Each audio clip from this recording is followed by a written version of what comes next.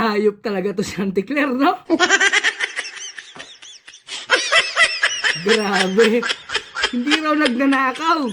Si Bongbong Marcos. Putang Auntie Claire, hayop ka sa pinakahayop. Sinungaling sa pinakasinungaling katulad ni Trililing. Hanep. Siya raw yung nag-imbestiga sa anomalya sa mga flood control. Putang 5,500 pinagmalaki nyo sa SONA. Tapos ngayon, siya ang nag-imbestiga, siya nagbulgar ng anomalya. Anak ng patoka sa manok.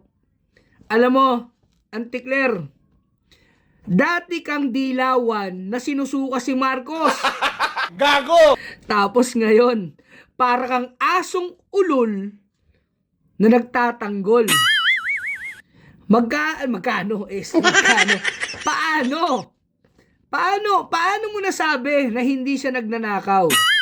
Paano mo nasabi na itong administrasyon na to ay tapat at totoo? Samantalang 84 to 90% ng mga Pilipino naniniwalang mas lumala ang korupsyon sa panahon nyong mga gago.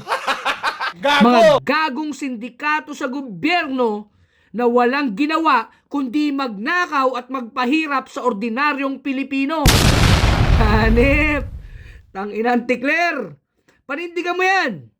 Dahil pagdating ng 2028, tignan natin, yung katulad mong mga patay gutom at yung mga politikong aso na umihimod ng puwet ng demonyong sindikato, saan kayo pupulutin?